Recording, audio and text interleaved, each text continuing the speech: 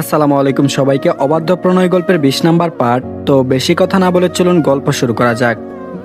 College ছুটির পরে রাইসা বাসায় যাচ্ছিল। হঠাৎ মনে হলো কেউ তার পেছন পেছন তাকে অনুসরণ করছে। রিক্সা থেকে বাড়ির গেটের সামনে নেমেই পড়েছে। পা দুটো থেমে গেল। রাস্তার চারপাশে ভালো করে তাকালো কিন্তু কেউ নেই। মনের ভুল ভেবে চট করে পা ফেলে বাড়ির ভেতর চলে গেল। যত বেশি ভাবনা তত বেশি সন্দেহ। রুমে বসে বসে ভাবলো আজকাল এমন কেন হচ্ছে। সে তো নিচেই ঘুমিয়েছিল, তাকে খাটের উপর কে নিয়ে গেল? আর এই আড়ালে দুই চোখের রহস্য কি? শুধুই মনের ভুল? 2 দিন কি করে মনের ভুল হতে পারে? কি ছিল এসব ভেবে বুকে হাত দিল। প্রচন্ড ব্যথা করছে বুকে, এত চাপ নিতে পারছে না। আর এদিকে আজকে বায়না ধরেছে তেজের বাড়িতে আসবে। তেজের 2 হাত 2 বিটকেল ধরে আছে। জিভ বাবরু উঁচিয়ে বলল, কিরে ফাহিম, তোর মতলব কি বলতো?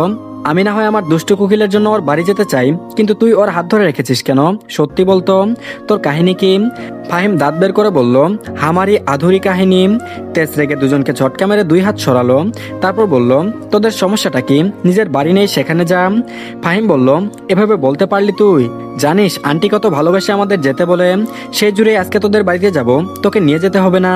বলেই দম নিল ফাহিম। এহাত অসহায় মুখ বানিয়ে তেজের দিকে তাকিয়ে বলল, এমনি তোর কাজের চাপে তোর বোনটাকে সময় দিতে পারি না, ক্লাসে দেখতেও পারি না ভালো করে। স্টুডেন্টগুলো শেষে লুচ্চা স্যার বানিয়ে দিবে এই ভয়ে।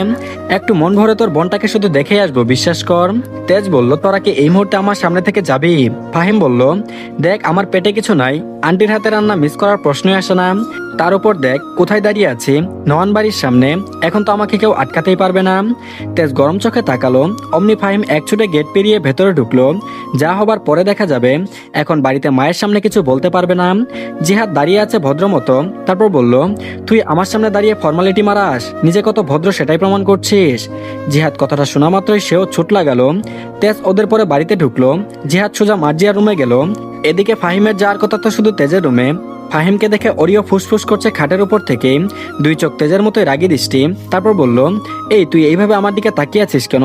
শালার মালিক যেমন শালাও তেমন। বংশগত বিড়াল হলে কি হবে, জাতিগত অভ্যাসগত তেজের বাচ্চা। ফাহিম গিয়ে খাটে ধরাম করে শুয়ে পড়ল। অমনি অরিও লাফিয়ে ফাহিমের বুকের উপর খামচি দিবে। এমন সময় অরিওকে 2 হাতে নিজের উপর থেকে ধাক্কা মেরে খাটের উপর ফেলে দিল। আর প্রাণপণে ছুট লাগালো। পেছন পেছন অরিও দৌড় লাগালো। ফাহিম এক দৌড়ে নিচে ডাইনিং টেবিল থেকে 2 গ্লাস পানি খেয়ে নিল। পানি খাওয়া শেষ করে বুকে 1 হাত দিয়ে জোরে জোরে শ্বাস নিল। যাক বাবা, বেঁচে গেছি। মেহেরিমা নয়ন গরুর মাংস তুলে দিয়েছে চুলায়। গন্ধে সারা বাড়ি মৌ মৌ করছে। গরুর মাংস ভালো করে কষিয়ে পানি দিয়ে ঢাকনা দিয়ে ঢেকে রান্নাঘর থেকে বেরিয়ে আসলেন। তারপর বললেন, কি হয়েছে বাবা, এইভাবে হাঁপাচ্ছিস কেন? ফাহিম বলল, আন্টি তোমার ছেলের যে একটা বদমাশ বিড়াল আছে, তারা খেতে খেতে আমার পেট ভরে গেল। তোমার হাতের খাবার কখন খাবো? বিড়ালটা আমাকে দেখতেই পারে না। মেহেরিমা নয়ন বলল, আর বলিস না বাবা, সেদিন তো রাইসা দেখেই ভয় পেয়ে গেছিল। তেজ এটা কোথাও ফেলে আসে না, কি এক ঝামেলা বাড়িতে নিয়ে এসেছে, কাউকে দেখতে পারে না। ফাহিম এত কথার ভিতর লক্ষ্য করলো রাইসার নামটা। তারপর বলল, রাইসা কি আন্টি, সেই দিনের ওই মেয়েটা? তেজের মা বলল, হ্যাঁ। আর এদিকে খাবার টেবিলে সবাই আছে, শুধু মাহতাব নয়ন নেই, তিনি অফিসে আছেন। আবার রাইসা নিজের রুমে আছে। মার্জিয়া আর জেহাদও এসেছে। সবাই খাবার টেবিলে খাবার খাচ্ছে। হঠাৎ করে ফাহিম মেহেরিমা নয়নকে বলল, আচ্ছা আন্টি, ওই মেয়েটা কোথায়, সে খাবে না? তখন পাশ থেকে জিহাদ টেবিলের নিচে পা দিয়ে লাথি মারলো। কিরে তোর কাহিনী কি? সেদিন ওই মেয়ের জন্য তেজ কেমন করলো দেখলি না? তারপরও তুই ওর সামনে সেই মেয়ের কথা বলছিস। ফাহিমের মনে ছিল না বলে রাইসার কথা বলেছে, নয়তো এমন অপরাধ সে কখনো করতো না। তেজের দিকে ভয়ে ভয়ে তাকালো, না জানি আবার খাবার ছেড়ে চলে যায়। দুজনকে অবাক করে দিয়ে তেজ আগের মতোই খাবারে মনোযোগ ধরে রেখেছে। চোখ তুলে কারো দিকে পর্যন্ত তাকালো না। দুজনেই আশ্চর্য হলো, তেজের উপস্থিতি যেন কেউ টেরই পাচ্ছে না। জিহাদ বলল, এটা কি ঝড়ের পূর্বে শান্ত পরিবেশ? ফাহিম শুকনো রূপ গিলে বলল, কিছুই তো বুঝতে পারছি না রে। এখন মনে হচ্ছে নিজেই বলির পাঠা হতে চলে এলাম জোর করে। খাইয়ে দিয়ে এখন বলিয়ে ছাড়বে মনে হচ্ছে। ওদের ভীতু ভীতু মুখকে অবাক করে দিয়ে মেহেরিমা নয়ন বলল, আমিও তো বুঝতে পারলাম না বাবা, মেয়েটা কলেজ থেকে এসে আর নিচেই আসলো না। ফাহিম আনমনে উত্তর করলো, কলেজে পড়ে। জিহাদ ফাহিমের বাহুতে খুঁচিয়ে রাগি চোখে তাকালো, যার মানে আবারও বলছিস? তারপর বলল, তোমরা খাও, আমি দেখে আসছি। বলে মেহেরিমা নয়ন যেতে নিলে সঙ্গে সঙ্গে নীরব থাকা তেজ বলল, মা এখানে কার কি লাগবে সেটা দেখো, পরে যা করার করো। মেহেরিমা নয়ন বলল, হ্যাঁ হ্যাঁ ঠিক বলেছিস, আমি পরে গিয়ে খোঁজ নিব। বলে মেহেরিমা নয়ন কার কি লাগবে এগিয়ে দিচ্ছেন। ফাহিম শুধু উপর দিকে তাকাচ্ছে, কেউ আসছে কিনা দেখার জন্য। আসলে ফাহিম কার জন্য অপেক্ষা করছে? রাইসার জন্য। রাইসার জন্য অপেক্ষা করেও কি লাভ, সে তো আসবে না। তখন অরিওর ধাওয়া খেয়ে ফাহিম নিচে চলে এসেছিল, কিন্তু অরিও ফাহিমকে খুঁজে না পেয়ে সামনে একটা দরজা ফাঁক পেয়ে সেদিকে ঢুকেছিল। ফাহিম এখানে আছে ভেবেই তেজকে নিয়ে রুমে যেতেই দেখতে পেল ওরিও একটা রুমে ঢুকেছে। অবাক হলো, কারণ ওরিও তার রুম ছাড়া, তার কথা ছাড়া কোথাও যায় না। তাহলে ওই রুমে যাচ্ছে কেন? কিছুক্ষণ থেমে হঠাৎ স্মরণে আসলো ওই রুমে রাইসা থাকে। মুহূর্তে নিজের রুমে যাওয়া বাদ দিয়ে দ্রুত হাঁটা ধরলো সেদিকে। দরজা খুলে ঢুকতেই দেখলো রাইসা খাটের এক কোণে চেপে আছে, আর তার সামনে ওরিও বসে আছে।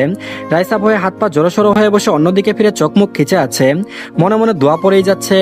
তেজ রাইসার পাশে এসে দাঁড়ালো। রাইসার চোখ এখনো বন্ধ।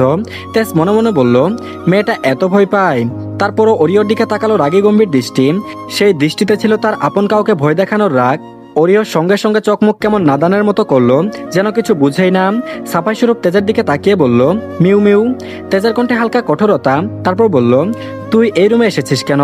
রাইসা পুরুষালী কণ্ঠ শুনে চোখ খুলে ওরিওকে দেখে আবারও চোখ বন্ধ করলো। তেজ তার পেছন দিকে দাঁড়িয়েছিল, যার দরুন রাইসা তেজকে দেখতে পেল না। ওরিও আরেকবার রাইসার দিকে তাকালো, তারপর লেজ নাড়িয়ে ধীরে ধীরে পিছিয়ে গেল। রাইসার থেকে দূরত্ব বজায় রেখে বসলো। রুমে বিদ্যমান নিস্তব্ধতা চলল। রাইসা এখনো চোখ বন্ধ করেই বসে আছে। বুকের ভেতর ধুকপুক শব্দটা যেন থামছেই না। হাত দুটো শক্ত করে নিজের বুকের কাছে চেপে ধরেছে। তেজ নরম স্বরে বলল, মৃগনয়নী। রাইসা এক পলকে চোখ খুললো এবার।